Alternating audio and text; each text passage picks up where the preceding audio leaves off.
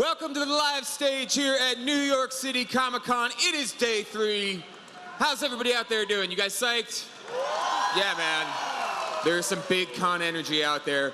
We are here on this stage now to talk about the movie Alien, 40 years of Alien specifically, and I am joined by quite an illustrious panel to talk about this whole thing. We have David Baxter from Legion M. Hey guys, how's it going? We have Carrie Degnan-Roy, producer of Memory, the, what's the subtitle? I forget it, I'm so sorry. The Origins of Alien. Thank you so much. Thank you. Clark Wolf, Alien expert and commentator. Hi, everyone. And then 2 very special guests, Steve DeFendini from North Bergen High School and Gabby Delacruz from North Bergen High School, who you guys may have seen online performing a little play called Alien. And of course, a man who around these parts needs no introduction, Mr. Adam Savage, everyone. Yeah! Thank you. Not in disguise, surprisingly. But No, I'm cosplaying as myself. I'm just trying to make sure my t-shirt doesn't say Vag.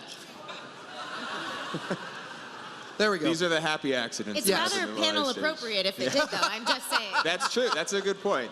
So Alien, 40 years.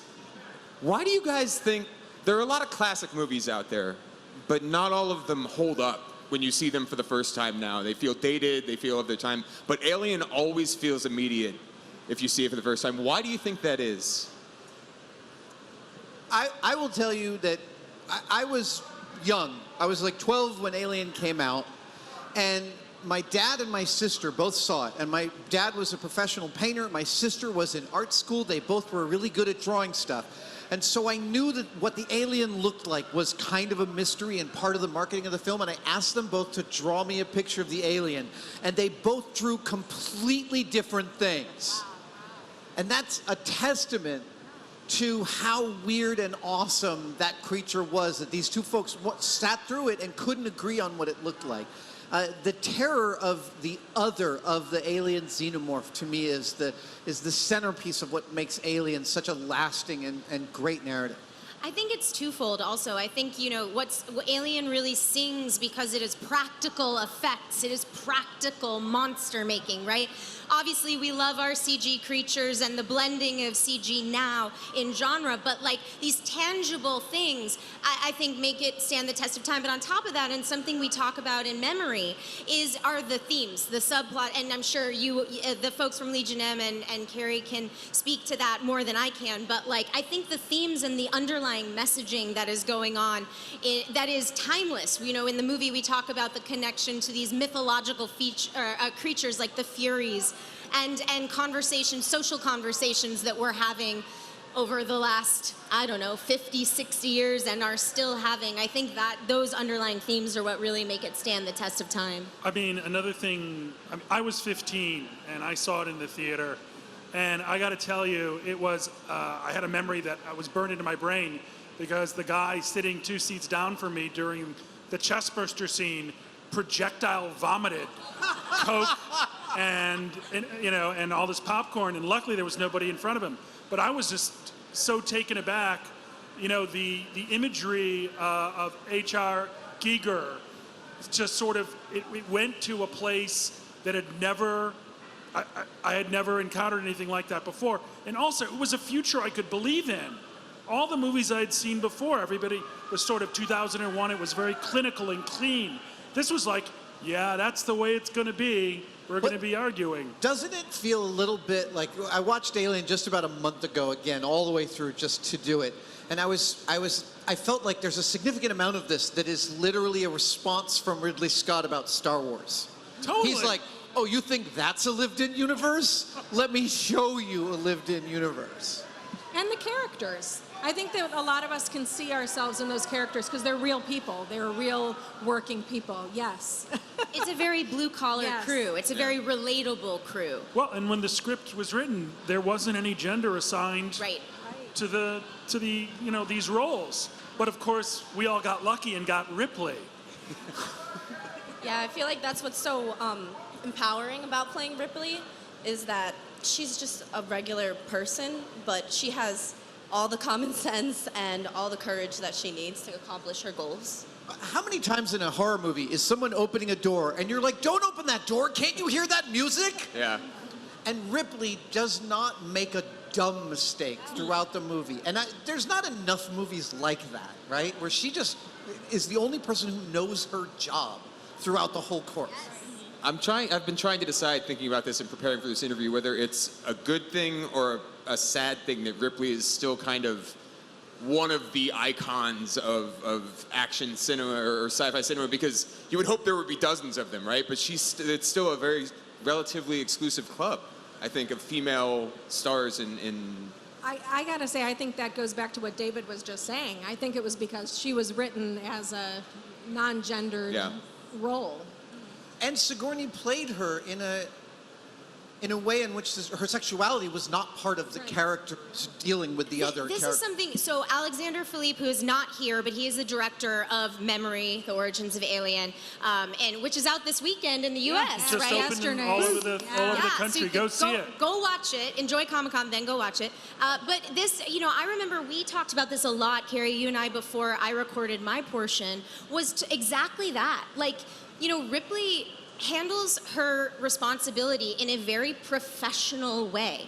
But I think, and there's been so much analysis done about this character and the gender roles and all of that, but I think that the fact that she does make the decision to say, no, he can't come in, I am in charge, this is my job, to protect the entire crew, I say, I'm sorry, you have to, you're out there. And she is overridden by emotional men.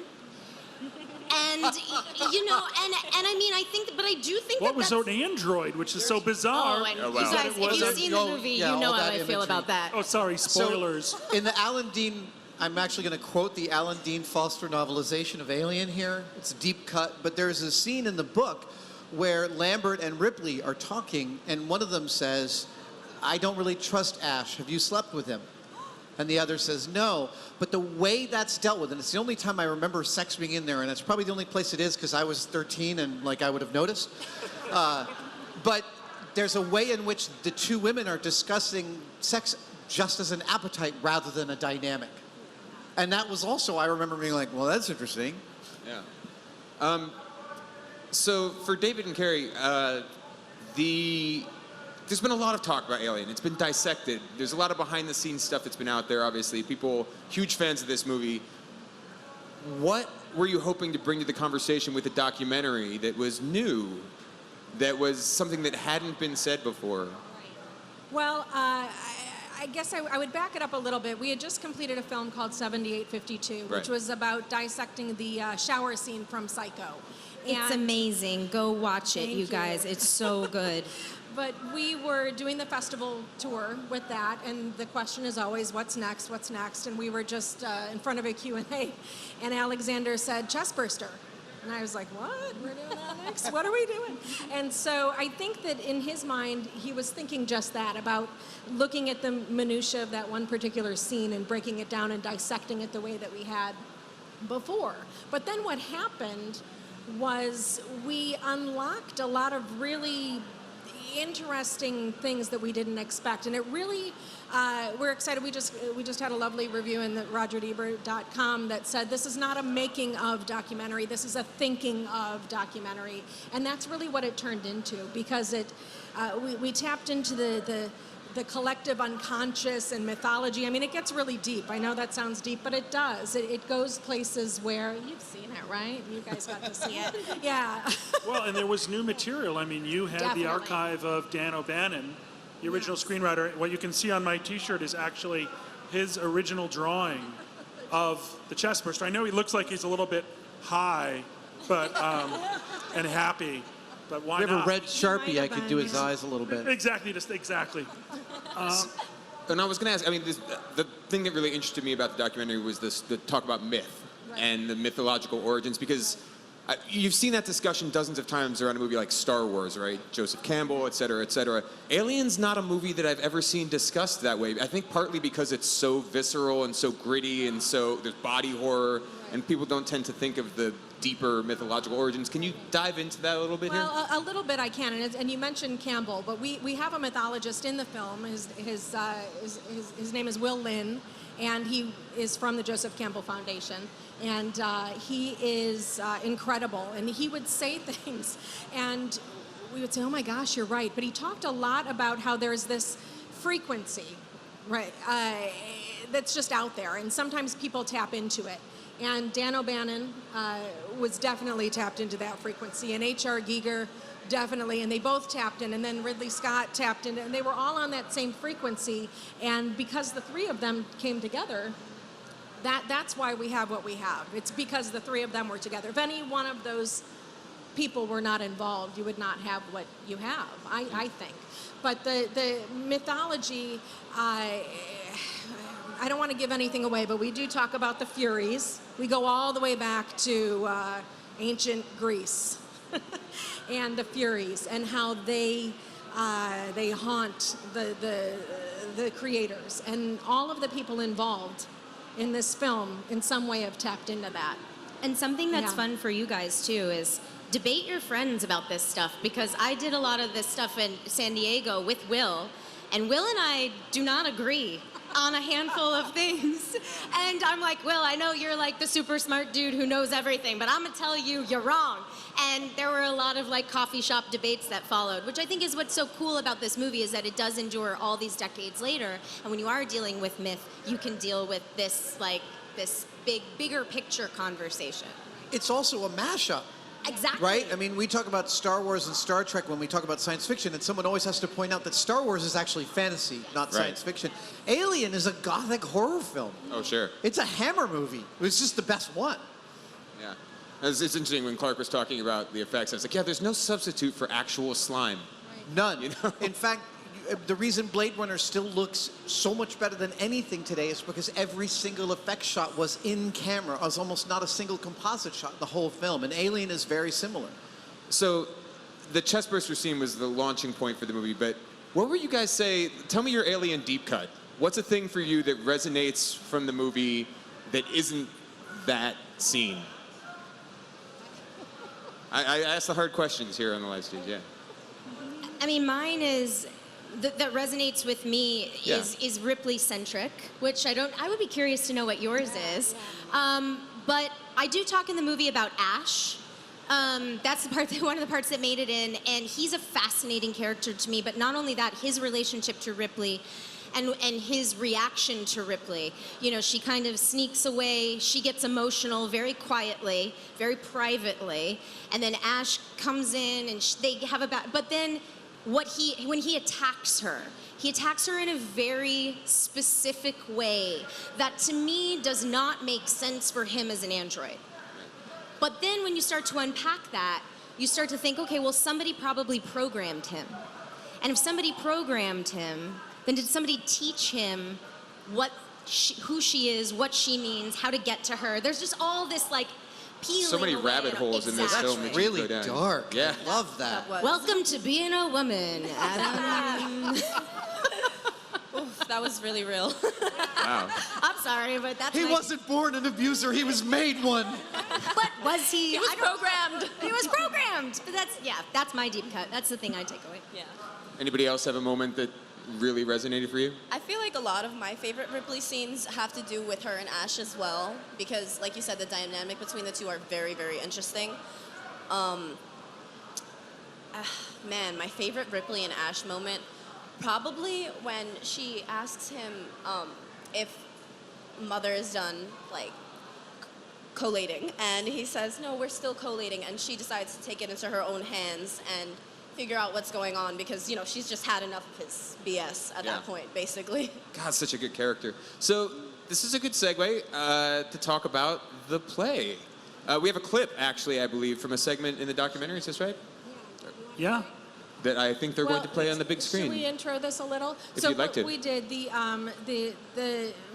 documentary team, we came back and we were very lucky and got to meet Steve and Gabby and the kids, and we did a short. We have a little short documentary about the play.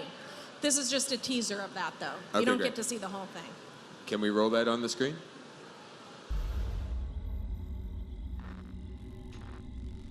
Every film is a product of its time and tells you something about the time it was made. There's a special status that comes to some films that lodge in the audience's collective imagination. Alien is certainly one of those films. Alien is a radical break with science fiction and that sanitized view of space. Hans Rudy Giger's images, they were sexual, mechanical, biological, and Ridley Scott was a gift from the gods. Ridley wasn't certain how that was going to happen. All this innards of a cow and the blood. That was Ridley wanting this to connect to the phobias that come from our ancient past. They were all thinking about this as more than a science fiction adventure in the future. There is a commentary in there about what we're doing as human beings. Questions of where did life come from? What does it mean to be human? One scratch from global disaster. It's about those monsters outside the movie theater. It's haunting. Alien was talking about something that we're still not comfortable addressing.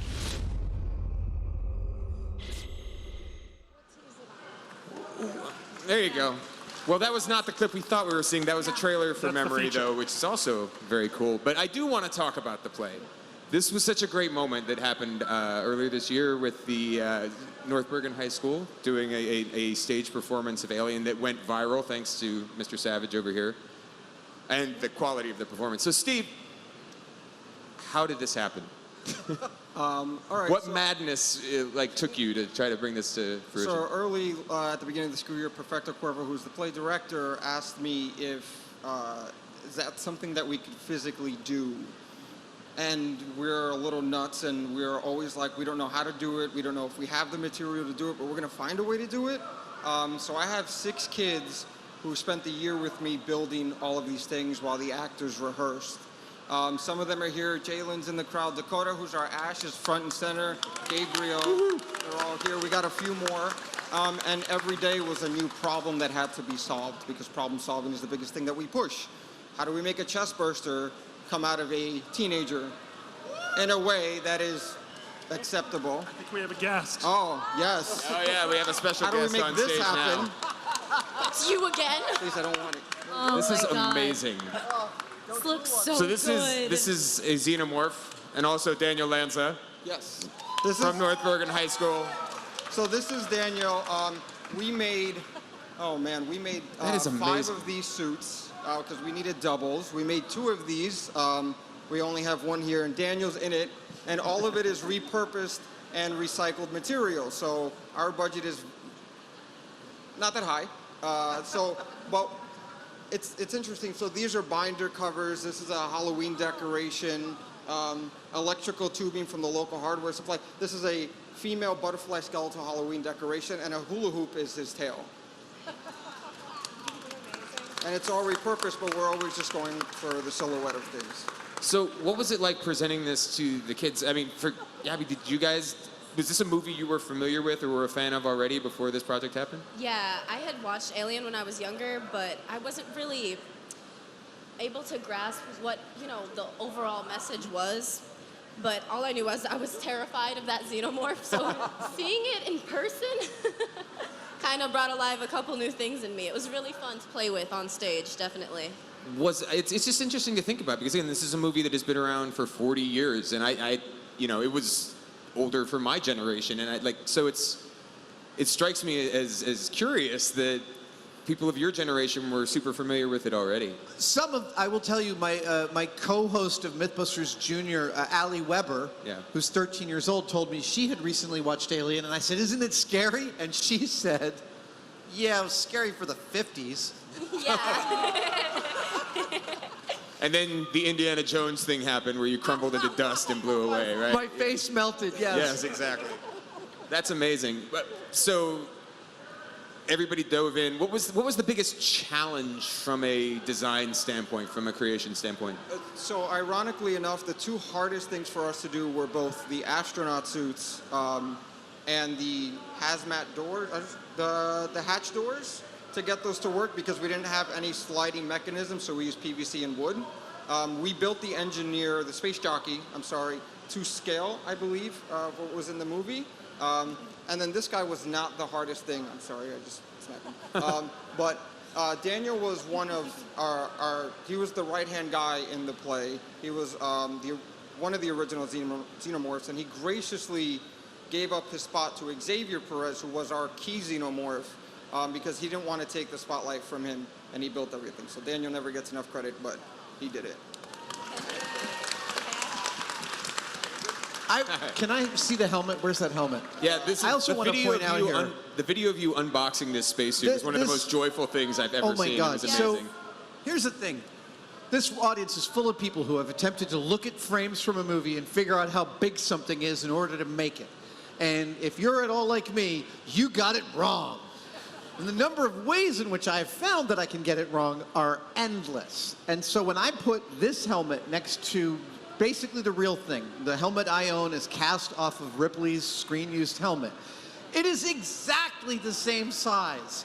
Like, you guys are phenomenal prop replicators because it's all about the gesture. And the thing I love about this and every piece of the play that I've gotten to witness is that up close, it's clear that it's hot glue and garbage. But from 2 feet away, it's a story, and it takes you in, and it takes you to a place, and that's beautiful. I mean, this looks amazing here. I can only imagine with lighting, stage lighting, and the slime and everything. It must have been unbelievable. With Methacel dripping out of his face. Yeah. Well, and didn't you guys like drool on Sigourney Weaver?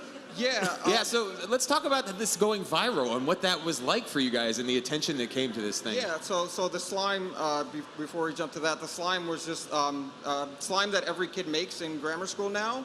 My girlfriend made it, Daniela, she made it, and we put it in a little bottle, and every time he went out, we just poured it over his head, and it would pool in the mouth and drip out. And the garbage stuff that we used, just before we get to the Sigourney thing, it was garbage, but it was also recycled and repurposed from the community. So my father, who was a carpenter growing up my entire life, he taught us the value of keeping things. So he would get us carpet tubes, and that became the engineer. And then, yes, we had slime on top of his head, and then Xavier walked by Sigourney, and it just started pouring out of his mouth. She it loved was that. phenomenal. Oh, no. But what was that experience like to rodeo. have people from the actual film jumping on board with this thing? Yeah, Gabby needs to take that. Yeah, please. Oh my gosh. Well, I remember the first time I saw the video of Sigourney acknowledging the play was so insane.